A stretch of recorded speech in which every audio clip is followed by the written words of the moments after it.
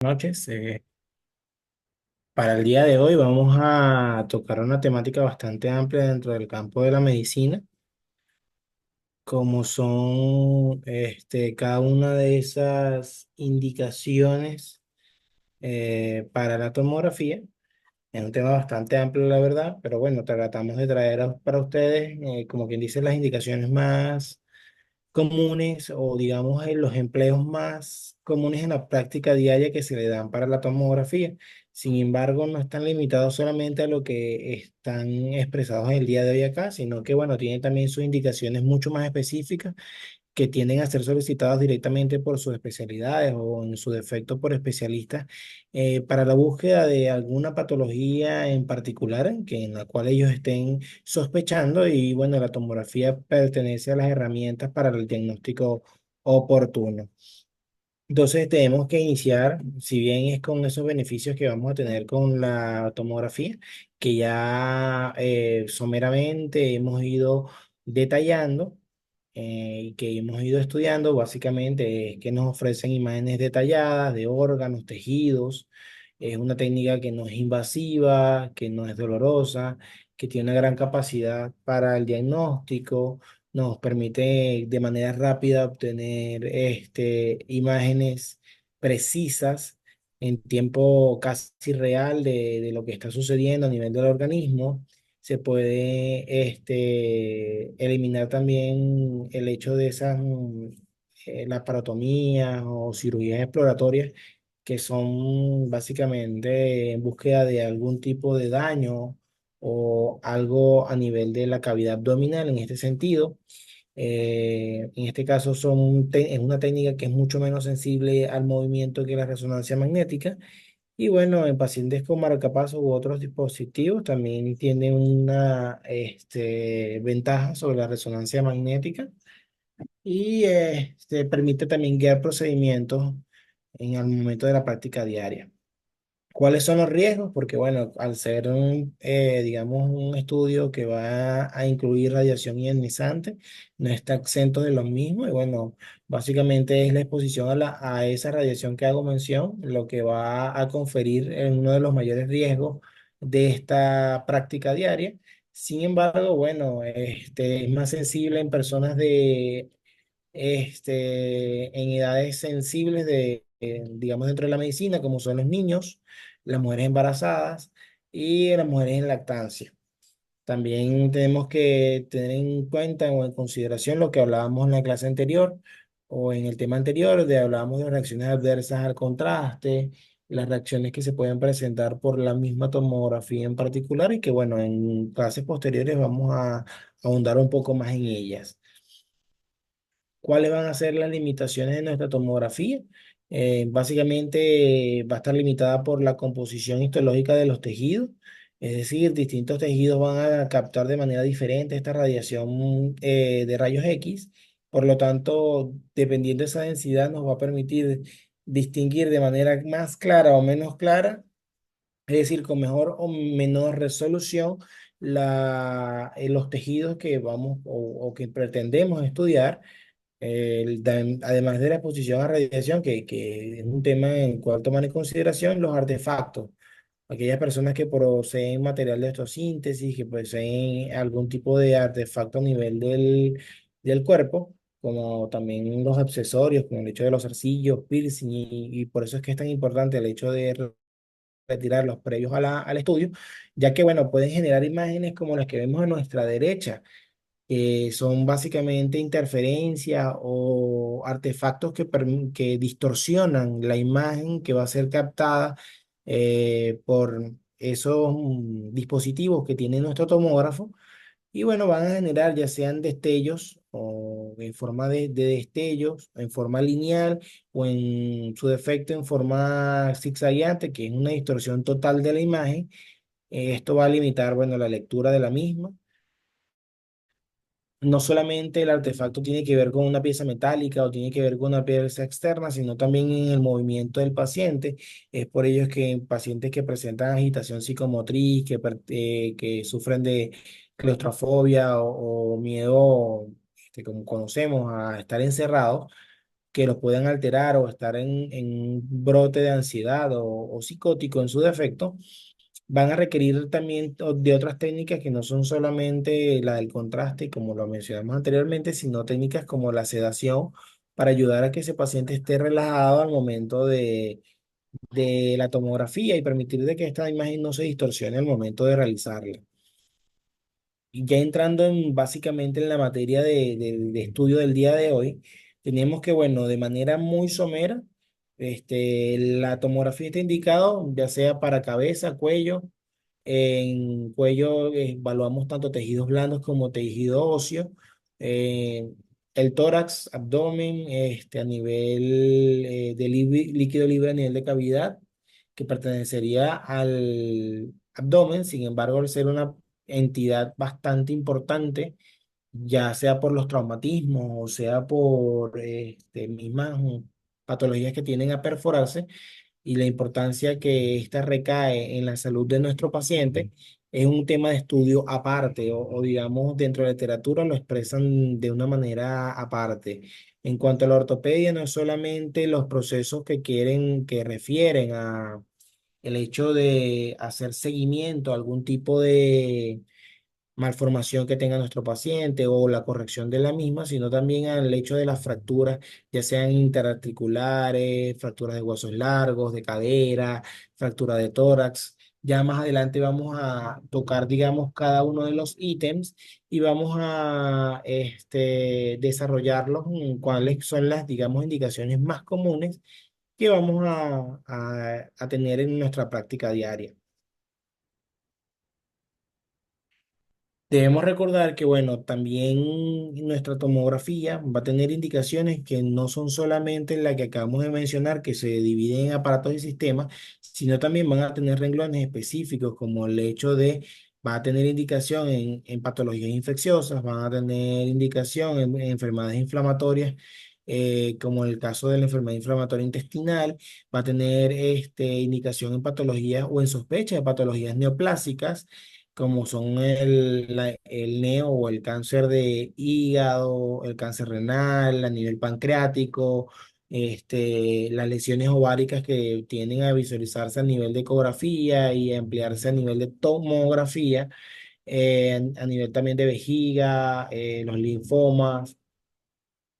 También podemos verlo en sitios como, bueno, cuando hay malformaciones a nivel de las paredes vasculares, como en el caso de las aneurismas. Tenemos que recordar que también la tomografía tiene ese tipo de indicación. También se utilizan para el guío como ya lo habíamos mencionado, la guiar procedimientos. ¿Qué procedimientos en particular? Bueno, en la toma de biopsias principalmente.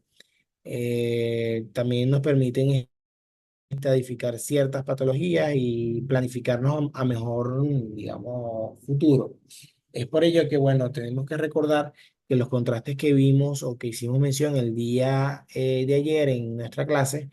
mencionaron que existen contrastes que son positivos y contrastes que son negativos. Aquí tenemos dos contrastes positivos en los cuales, bueno, hay ciertas indicaciones, como en el caso de los pacientes postoperados, sospechas de perforación, apendicectomía, perdón, apendicitis agudas, diverticulitis, pacientes en gastrostomía y con sondas. En el caso del vario, tiene indicación en rutina a nivel de abdomen y pelvis, siempre y cuando el paciente no tenga sospecha de perforación. Lo del yodo o el contraste yodado es porque también su vía de administración es endovenosa, es decir, que no va a tener problemas al momento de haber sospechas clínicas de perforación. Y bueno, en el vario está la evaluación de los abscesos, las valoraciones de masas anexiales, cáncer vesical y lesiones retroperitoneales. En el caso del agua, que depende del estudio que vayamos a realizar, puede funcionar como un contraste positivo o un contraste negativo. En el caso de la tomografía se describe dentro de los renglones de los contrastes negativos y bueno, se utiliza principalmente en sospecha de pacientes con masas pancreáticas, con hematuria y masas renales o adrenales.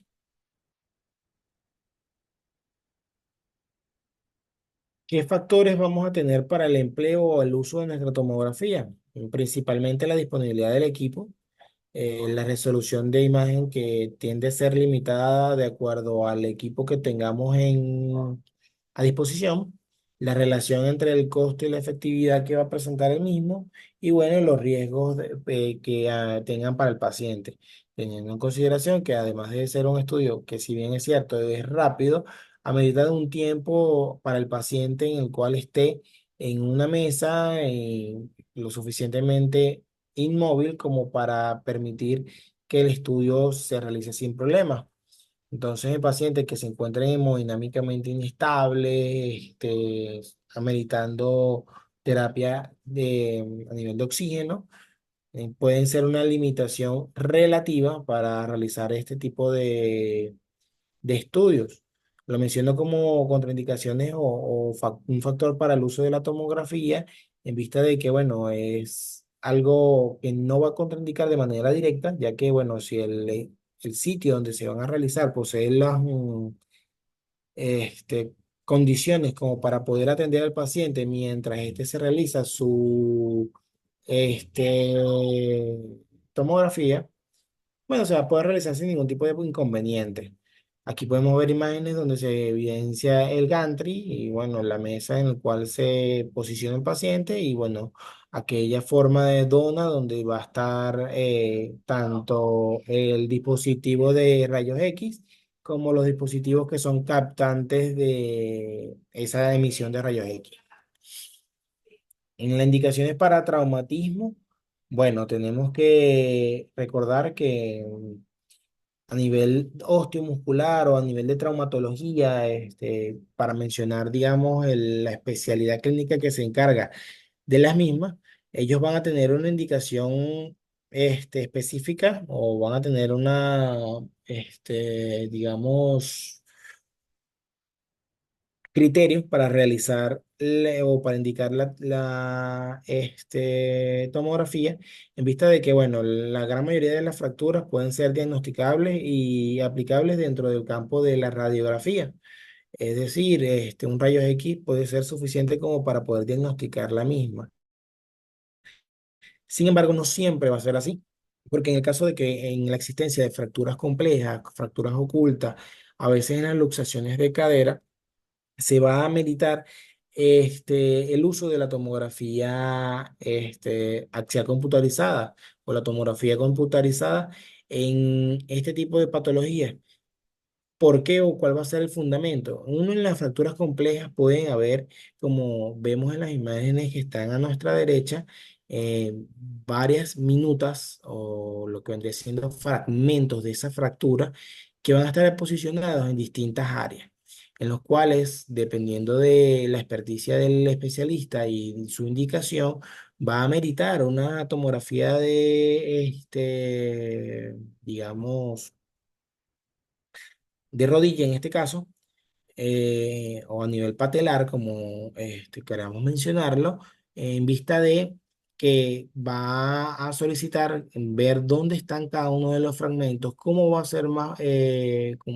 poder planificar de manera efectiva cómo va a poder ser el abordaje de este tipo de fracturas, si bien van a ser de forma por artroscopia o en su defecto van a realizarse de manera abierta. Además, cuando existen fracturas a nivel interarticular, articular o que tomen la articulación, estas van a ser necesarias o bueno, va a tener una indicación para la realización de este tipo de tomografías. A su vez, vamos a ver en este tipo de fracturas, por lo menos cuando existen fracturas de cuerpos vertebrales o en las luxaciones, como había mencionado, de cadera,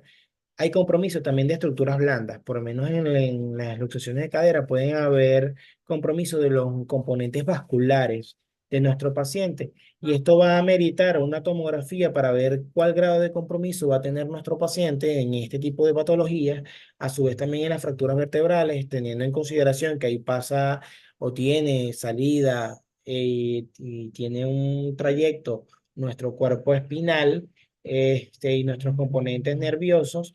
el grado de compromiso que pueda tener, ya sea a nivel físico con la sintomatología del paciente y a su vez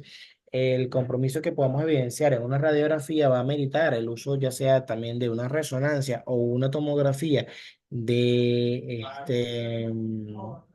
columna, donde podamos ver o visualizar cuál va a ser el cambio importante en esta zona, ¿no? Además, bueno, las fracturas pélvicas es básicamente el mismo principio en el cual había mencionado anteriormente. Y bueno, las fracturas de escápula también que tienen cierta indicación dentro de la bibliografía. ¿Qué más vamos a ver dentro del área de la traumatología? Que bueno, la tomografía también se emplea dentro del control postoperatorio para, bueno, verificar la reducción y alineamiento de los fragmentos, la reconstrucción tridimensional y interpretación del mismo. Vamos a tener una diagnóstico de infecciones precoces. A su vez también vamos a poder diagnosticar fallos en la colocación de material, residuos a nivel de tumoral, artrodesis o estenosis residual, controles también a nivel de la raquis o a nivel medular y las artroplastias que se pueden realizar, ¿no? Dentro de las indicaciones también de la tomografía de tórax, entrando dentro de un siguiente componente que vamos a tocar el día de hoy, ¿no? Vamos a tomar en consideración, este, bueno, que principalmente va a tener una indicación para patologías que sean principalmente agudas o de origen neoplásico, ¿no? Aquí describimos principalmente las patologías agudas que tienden a ser principalmente de índole infecciosa. Sin embargo, también está el hecho del tromboembolismo pulmonar, que no es una patología netamente infecciosa, pero sí es una patología aguda por el desprendimiento de alguno de esos émbolos que se alojan a nivel pulmonar, que bueno, conocemos la fisiopatología del mismo y bueno, que a nivel tomográfico sobre todo en la tomografía de emisión de positrones o las tomografías contrastadas, nos va a permitir localizar bien el trombo a nivel pulmonar y saber cuál es el daño que tiene el mismo o el compromiso pulmonar que presenta. Los derrames pulmonares van a ser bien cierto, delimitados o se pueden delimitar por rayos X por tomografía va a ser mucho más específico a nivel volumétrico y a nivel de el espacio que toman ese derrame pleural y poder, bueno, estadificar el mismo. A nivel de la pericarditis y endocarditis, este estudio, a nivel de la tomografía, va a ser uno de los principales para diagnósticos precoces del mismo, sobre todo cuando, por el tema de poder medir de manera precisa cuánto es el tamaño de cada una de estas capas, sobre todo el pericardio y a nivel muscular del endocardio y en el caso de las neumonías complicadas, hemotórax, tuberculosis, son los mismos principios que ya habíamos mencionado, que bueno, que los cambios que estas patologías van a presentar a nivel pulmonar van a ser fácilmente identificables por tomografía y nos va a permitir, digamos, una estadificación de la misma o un manejo precoz en el caso de un diagnóstico que no haya sido concluyente por estudios anteriores y bueno, la tomografía nos ofrece el diagnóstico definitivo.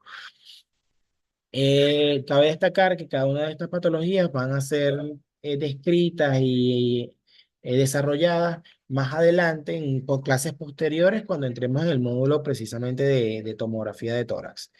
A nivel de tomografía de abdomen, aquí traigo básicamente 5 indicaciones básicas. Traumatismo de alta energía, valoración de litiasis renal que tienen compromiso a nivel de la funcionalismo, es decir, pacientes que tengan clínica de cólico nefrítico, pero a su vez tienen disminución en el volumen urinario, son candidatos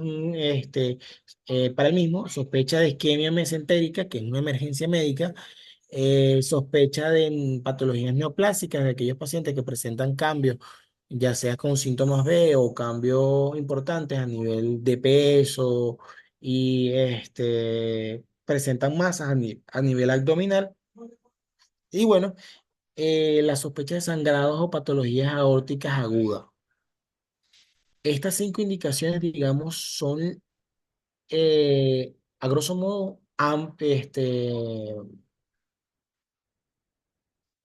las que tienen indicación 1A o las que tenemos que tener más en cuenta al momento de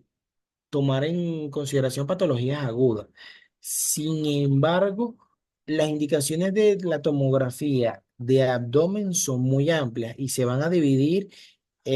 a su vez por órganos o aparatos y sistemas. Es decir, cuando tenemos sospechas de patologías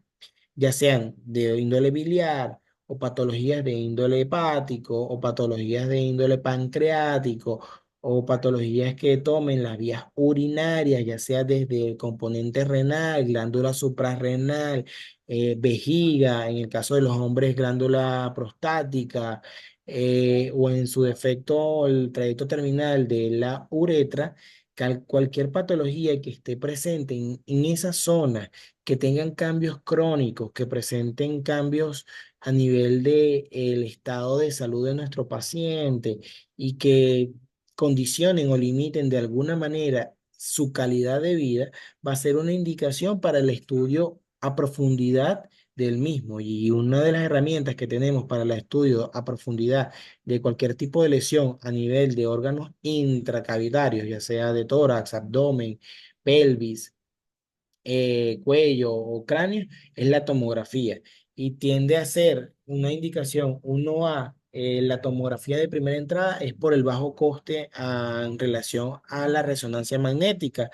y facilidad al momento de realizarla, ¿no? Entonces tenemos que tener muy en cuenta que aunque aquí traigo a colación única y exclusivamente los traumatismos, las valoraciones de riteasis con compromiso del funcionalismo, las sospechas de patologías agudas que comprometen el estado vital de nuestro paciente, también hay indicaciones por patologías neoplásicas, patologías inflamatorias, patologías infecciosas y que van a comprender cada una de ellas por cada uno de los órganos o aparatos que presentan nuestro, a nivel endocavitario. Entonces, hay que tener muy en cuenta esa parte al momento de realizar una indicación. Continuando con, digamos, una de las indicaciones más importantes para la tomografía, que es la tomografía de cráneo, eh, hay indicaciones, digamos, en las cuales no hay, o sea, se describen ampliamente en la literatura, como es el caso de las patologías o la sospecha de patologías agudas que tengan que ver con déficits neurológicos agudos. En el caso de los déficits neurológicos agudos, hay distinta gama de patologías subyacentes que pueden estar generándolas. Y dependiendo de la sintomatología de nuestro paciente, podemos tener una sospecha más hacia una o hacia otra. Sin embargo, aunque no exista una clínica clara, sugestiva,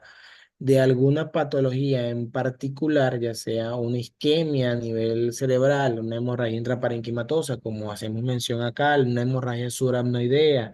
un trauma que puedan estar generando signos y síntomas en nuestro paciente de focalización, aunque eso no exista de manera clara, pero ya existen ciertas características que ya vamos a ver más adelante, va a haber una indicación clara para el uso de una tomografía de cráneo. Los traumatismos craneoencefálicos, cuando son moderados a severos o tienen repercusión clínica en nuestro paciente, aunque el traumatismo craneoencefálico en teoría no fue con una gran cinemática o no fue de alta energía,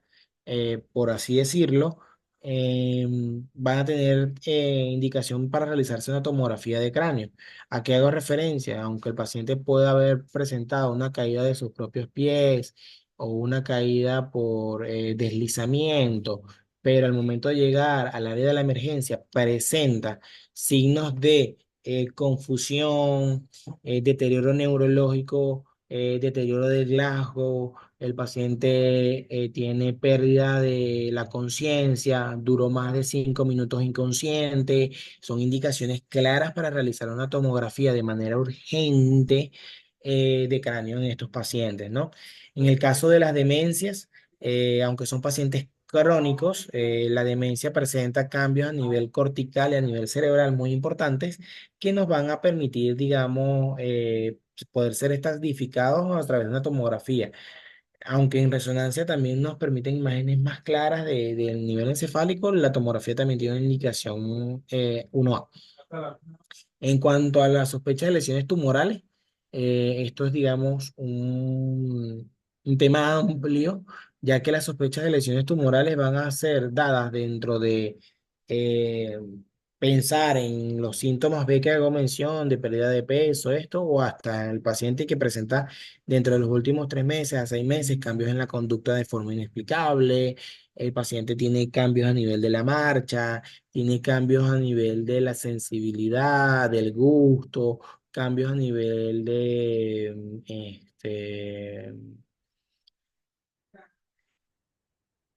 hormonal, metabólico, era el término que quería llegar, en vista de que, bueno, a nivel encefálico existe la hipófisis, la neurohipófisis, que se van a ser encargadas de gran parte digamos, controlar gran parte del funcionalismo a nivel del cuerpo. Cambios que sean sugestivos de la misma van a ser indicativos de tomografía o de resonancia en su defecto. Y bueno,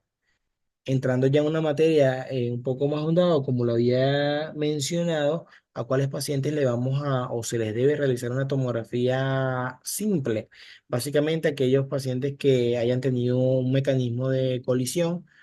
y que presenten una condición clínica de deterioro neurológico, historia aguda de coagulopatía o anticoagulación farmacológica que presenten en el momento de su ingreso algún tipo de deterioro neurológico, pacientes con sospechas de intoxicación, pacientes con caídas de altura por lo menos más de 1,5 metros, aunque la ATLS cambió la altura a 3 metros, en la amnesia retrógrada por más de 30 minutos o anterógrada, es decir, aquellos pacientes que pierden la, digamos, lucidez mental, la capacidad de entablar conversaciones por al menos 30 minutos, pacientes que tengan edades mayores o iguales a 65 años de edad, pacientes con cefaleas complejas, severas, que presenten visión borrosa, diplopías, fracturas de cráneo por clínica o a nivel radiológico en una radiografía, fracturas de la base del cráneo que presenten signos clínicos, mapache, por ejemplo, equimosis periorbitaria, retroauricular, aquellos pacientes que presenten salida de, bueno, otoliquia o rinoliquia, que es básicamente la salida del líquido cefalorraquídeo a través de la orificio nasal o a nivel del pabellón auricular, convulsiones postraumáticas, pacientes que lleguen con primoconvulsión, o sea, primera convulsión en el área de la emergencia, los vómitos que sean persistentes, por lo menos. Aquí hacen referencia a mayor o igual a dos episodios. En episodios no se refieren a dos vómitos, sino que por lo menos presenten 2 días con vómitos persistentes que no son explicables por ningún mecanismo y que no son respondedores a fármacos. La caída de la escala de Glasgow, como había hecho mención, por lo menos de 1 punto, sin embargo, tiene indicación formal por debajo de 13 puntos, teniendo en consideración que lo mínimo puntaje es de 3 y el máximo de 15. Y bueno, en el caso de pacientes con craneotomía previa, por obvias razones. En el caso de los criterios clínicos, al sospechar lesión cerebral, al sospechar clínica de fractura de cráneo, signos de fractura de base de cráneo, como había hecho mención, algún tipo de traumatismo con presencia de 2 o más vómitos, pacientes de mayores de 65 años de edad con traumatismo craneoencefálico, pérdida de la conciencia por más de 5 minutos, amnesia retrógrada y anterógrada por más de 30 minutos y en el caso de presentar cefaleas severas o déficit neurológico focales, el paciente focalizado que pierde básicamente funciones a nivel de la mitad del cuerpo, ya, o por lo menos a nivel focal, porque puede ser una monoparesia, paraparesia, hemiparesia, o en su defecto también las parestesias. Y bueno, con esto hemos concluido, digamos, las indicaciones que van a tener nuestra tomografía en general. Esto se va a ir ampliando, digamos, de manera importante cada vez que vayamos tocando cada uno de, de los segmentos en cuanto a patología de cráneo, tórax, abdomen, cuello, que bueno, vamos a ver cada una de las patologías. Entonces, cuando veamos las patologías, ante la sospecha de la misma, se puede solicitar o es una indicación formal para realizar una tomografía. Muchas gracias.